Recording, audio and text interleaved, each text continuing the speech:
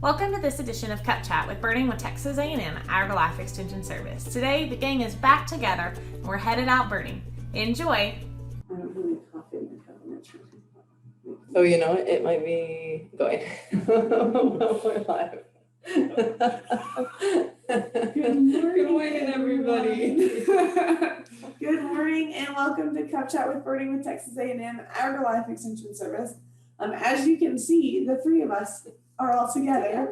I think it's the first time we've ever been all together on Cup Chat ever. So we are out birding. That's why we don't always look as great as we normally do. And because last week was birding the border and there wasn't a lot of sleeping. No.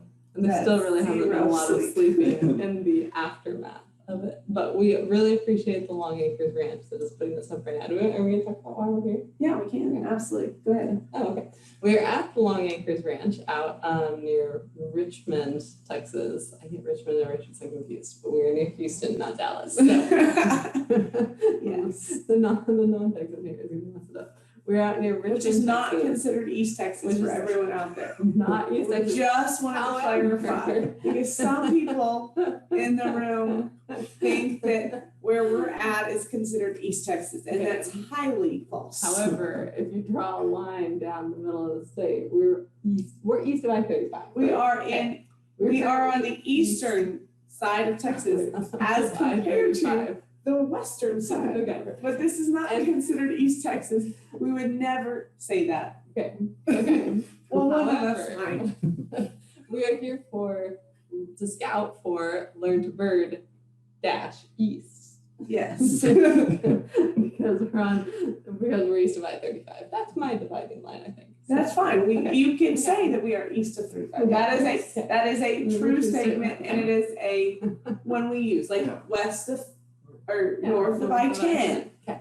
So east of 35, we are here to scout. not East Texas. We are here to scout for Learn to Bird East because last year we had so much fun with Learn to Bird and it had such a good turnout that we decided to make a Learn to Bird West, Learn to Bird East. And the Long Acres Ranch is awesome. It is. So It is absolutely. it's an A&M gorgeous. property that had not been out here before. It's managed by the Natural Resources Institute, and they let us come out here and we did some scouting and it was good stuff. I'm gonna bet people can't hear you. Sure. I'm just saying. It is a beautiful property. We've just kind of been blown away since we got here about, the potential that's here. And I'm just really excited to be guiding the program out here.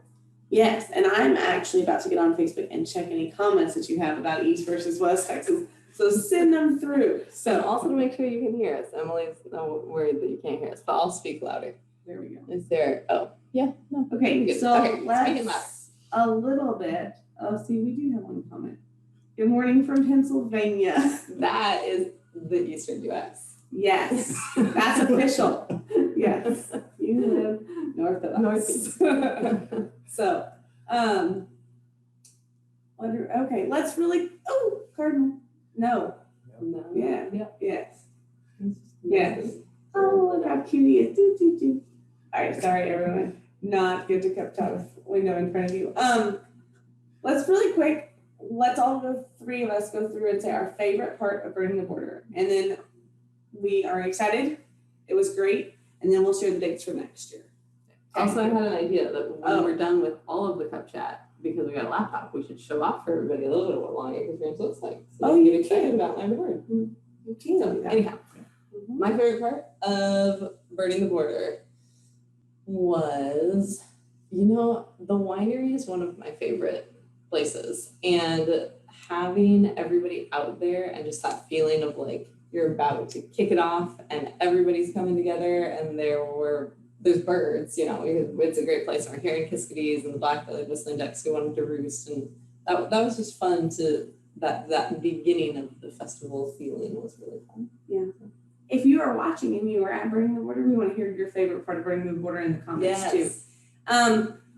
Let's see. My favorite part of Birding the Border. Another word. This is like awesome. Like they just fly right there. My favorite part of Birding the Border was. Ryan, it's your turn. Well, my original answer was also the winery, just because, our first big Birding with Extension event was our first Birding Border back in 2018.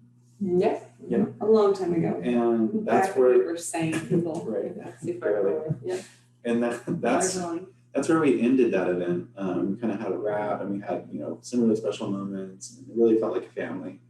And so to start off this Birding the Border there, just tied it back to where it all began, and it was really surreal just to see that, how much we've grown, and how excited people were for Birding the Border this year. And then I can't not say that we on one of my trips to Fort Clark Springs, where I grew up birding, we did find a Cape May warbler, which was a first county record and extremely rare and very exciting. So that was a good moment too. Yeah, y'all go, if you don't know and you're watching, go to allaboutbirds.org and type in Cape May Warbler and look at the range map, because it's not just like, oh, they live in East Texas. It's more like they live east of Texas, or migrate through east of Texas, where they're way outside their range. So Well, that little guy got lost apparently. So I think my favorite was our list. So what we did was we had this huge master species list. I guess that's what they're officially called, species list. And so then the guides would come back and put their dots each day in the list, and we divided it by location and day.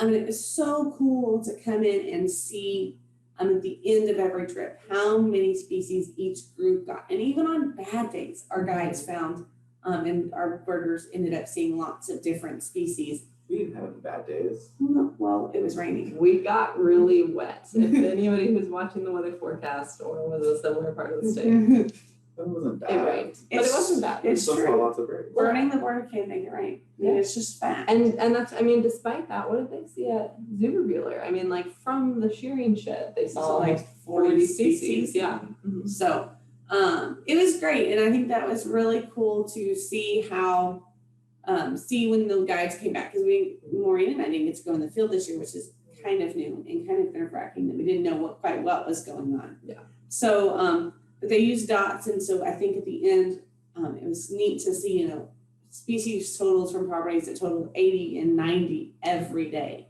And that was totally my favorite. So, Although, okay, so can I say though, my other favorite thing of was course, Brian said she gets two. two. Brian said Well, you two, stole mine. Okay. but you just reminded me that we didn't get to go on the field except the last day when we took lunch to everybody at the duck pond. And that was my other favorite thing, was when you and I finally got to go on the field and just sit, and it's gorgeous there, and the trees, and Yeah. it was, Oh, and the and the Kinos green kingfisher. and the green. Emily I spotted identified a green kingfisher on the in wing, flight. and you would be so proud, and Flying. got everybody a sticker bird. Yes, I did. Mhm. I It know. was good. So super exciting. We had so much fun. Definitely could have used a lot more sleep last week, but it was what it was. So we enjoyed and glad that everyone came to join us. So now let's kind of dive into what we're talking about Wait, today. did you have species number? Oh, Brian, do you have a species number? Are we gonna share that? Sure. Okay. Brian has the total species number. I have the species total for all of our trips over the course of 3 days was 182 species, I think. And our previous Birding the Borders, even with more days than that, what was our highest? 146? That was 130. 130. Okay, so we kind of blew it out of the water from our previous Good morning, Birding the Michael. Borders. So Yes, absolutely. Now let's talk about what we're doing today. yes. So we're going out to scout a private property for our Learn to Bird East Texas, to clarify. So we're excited about really providing something on this side of the state for new and beginner birders. So Learn to Bird, real quick, short memo is it's technically touches 3 days. It's like Friday, Saturday, Sunday, but it's only dinner Saturday, all day Saturday and half a day Sunday. So it's not like Dinner Friday. 3 days. Mhm. So, super excited to be providing something, and it's designed for new and beginner birders or somebody who maybe has dabbled in backyard birding but hasn't really birded. So basic, they kind of started on thinking about basic identification, definitely knows what a cardinal looks like, maybe a mockingbird, things that I can see out the window right now. And then want to take their birding to kind of that next step. So that's kind of what Learn to Bird is designed for. So then we have one of those here. Now where are we going today, kids? Well, we're maybe going to Galveston, to the coast. They're looking at me because it increases our drive time home by a couple hours. It would be totally awesome if it's worth it. But the reason we're going down there is because So in spring, you can have this event, that's called a fallout. And so that happens when birds are migrating from, Central America across the Gulf of Mexico all night long. And when they encounter northerly winds, that causes them to become exhausted, tired. Kind of like we're in the border. We Right. should have a great fallout. Fallout party. Fallout party. Fallout party at the end of Birding the Border. Yes, yes. Ding. This is how our brainstorming goes. Yes, Everybody got to. Anyway, so these birds are getting exhausted flying into this headwind across the Gulf of Mexico. And so when they finally make it across, the ones that do make it across, That's sad. Which Let's not is- discuss that. it's a reality of this event. It's called Darwin. Yep, exactly. As soon as they see land, as soon as they see decent habitat, they fall out of the sky into that habitat. And all they're interested in doing is refueling and eating as much as they can. So you see a lot of birds that would normally have migrated further inland, and they're very approachable, they appear very tame, and that's because their only priority, like I said, is eating. They don't care about you or anything else. And so as a birder, it can be a really fun experience to go see, All these Does- exhausted birds. right, dozens How rude and are hundreds of I warblers, just want to and rest. indigo buntings, painted buntings, just littering lawns along the coast. So it's a really incredible spectacle. I've gotten to see it a couple of times. But we have to keep in mind, it is, this really traumatic thing for the birds.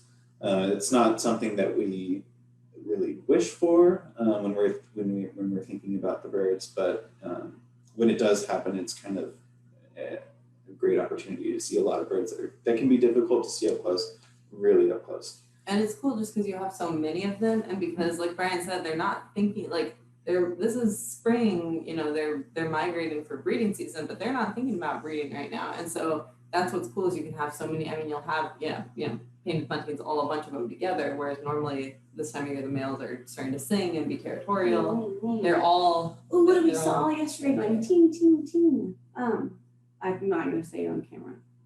The yellow ones that. No, you have to say it. No, I'm not saying it on camera. I am not. Everyone knows that I cannot speak. Was it a warbler? It was a word. They went ding, ding, Was ding. it a prothonotary warbler? It was. Yes. Yes.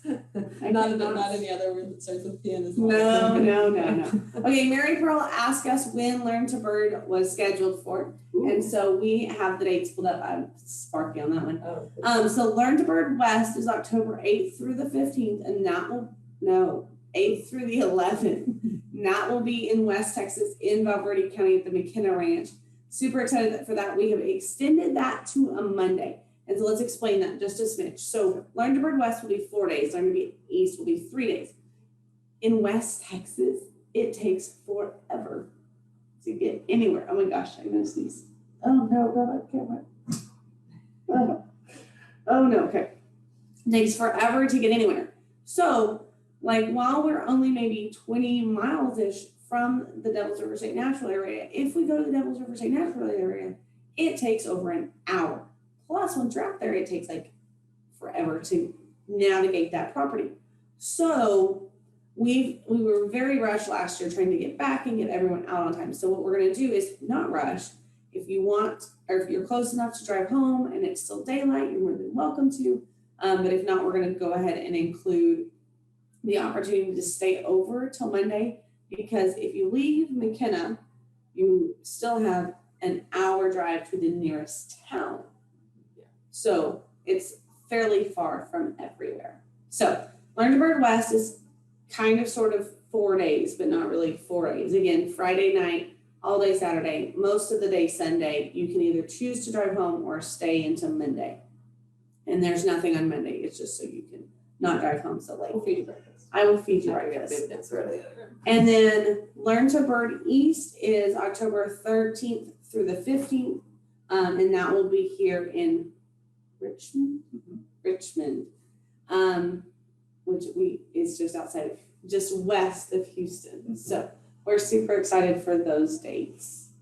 I am really excited about the fallout today, even though we really don't want them to completely fall out. And another thing with Fallout, as we're predicting these events, so the reason I was sort of predicting this for this morning is because we did get those north winds blowing through, and we are in the middle of migration of all these new tropical migrants coming from Mexico and South America across. But it's not just enough to have those north winds blowing. Conditions have to be right also on the Yucatan or other places in Mexico and Central America for the birds to actually make that leap and say, okay, these are good conditions. We're going to start migrating across the Gulf, and then they have to be hit with those north winds. So if the conditions aren't right down there, then they won't leave, and the north winds won't cause any sort of fallout. So you kind of have to have this perfect or imperfect storm, literally, for this thing to happen. So I haven't heard any reports from the coast yet to see if this is actually happening this morning or not. So we can kind of guess, but we don't really know for sure until you get there. Yeah. So. Well, we're gonna get there. All right, what's fine. We're just gonna do it. YOLO, you only live once. You're only exhausted once from burning the border once a year. And that's kind of the great thing about being on or looking for this sort of stuff along the Gulf Coast and the coast of Texas is that even if a fallout doesn't happen, there are lots of other great birds to see. So you can always have a great day, even if there aren't lawns littered with buntings. Yeah, not even buntings or buntings. Painted buntings. Well, lawns littered with bunnies is a very different thing. Painted bunnies. Yes, lawns littered with painted bunnies. As a whole, same thing. Well, it's all the same thing. Yes. So, what else, guys? Something we promised would not. Well, we can't go too long because we're trying to go scout we're going to go to a private ranch that has invited us to come out and bird this morning that may also be part of Learn to Bird. But I just realized we're talking about migration, and I never told your favorite of my migration stories. And it works because we're still talking about migration today. And then I want to give everybody a little field trip of where we are. So, I will let you take them on a field trip. So we talked about migration a couple weeks ago, and Emily likes for me to share my migration joke. That's really just more of my migration analogy. Okay. Which is the difference between spring and fall migration. And why is spring migration when we hold Birding the Border and when so many festivals happen, and why is it just such a big time to be out and be birding? And the reason for that is that springtime is breeding time. And so my comparison is that spring migration is like if you have free pizza and a bunch of cute girls and you say to a group of teenage boys, the birds are like the male birds are like the teenage boys, and you say, hey, over there, there's free pizza and really cute girls. How quickly are they going to get over there?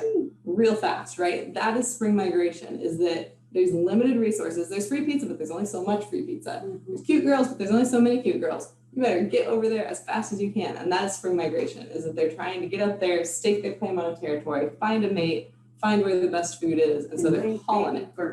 Make baby birds. And fall migration, though, is more like you're just headed back to the other place. So like the pizza's kind of running out. There's no girls, but the pizza is running out. So you need to go over there. It's okay. But it's just kind of slowly dwindling, and there no girls really either place. There are girls, but you're not interested in the girls. So that's kind of the spring versus fall migration difference that I like to use, and really just how quickly all those birds are going from one place to the other. I will say that's the worst you've ever. As it is the worst I've ever told that. It doesn't help when you're not sleeping. No, So, I like that's the worst thing I ever Sorry. told you. sorry. Well, maybe whoever didn't watch CupChat will probably get it. There we go. When you teach, jokes get repeated a lot. Yes. Teach different people, same Yeah. thing. So. Well, I'm Field trip excited. time? It I'm is sending field everybody a field trip. trip. Okay. So, okay. We'll say goodbye because Maureen's gonna take you on a field trip, or do you want us to go with you? No, you don't. I'm just gonna show out there because it's so beautiful. Like we've all just been seeing from it. Okay. Okay, let me. Okay. She's gonna get the door ready for you to take you on the field trip. Oh yeah, that one's definitely locked. Okay. Oh God. Oh my, everyone. Y'all are gonna have a wonderful field trip. It is a beautiful morning. It is a beautiful morning. It is beautiful, and we're so excited to have this as a Learn to Bird -East location. All right, here we go. All right. This would be easier if we had like a phone. Okay, say bye. Bye. Have a great Wednesday. All right. Field trip. This is the guest house. You won't be here. I can't go too far because I'm afraid my internet's gonna drop. But oh, true. Internet coming with. All right, so here we are on the Long Acres Ranch. And I would give y'all more details about this, except they're not in my brain right now because we're all so tired. Gotta try not to drop things in the wind. All right, so this is the direction that we were facing when we were looking out the window and getting distracted. So you can see how beautiful this is, and I hope it looks good on the screen. I'm not gonna put my face down because then you'll just see my big head. They've got a feeder set up. There's a little feeder over here too. There are some bluebird houses on the property and some wood duck houses that are not currently being used. But this is just looking out the one direction, and I'm sure y'all can hear stuff too. I'll be quiet a minute.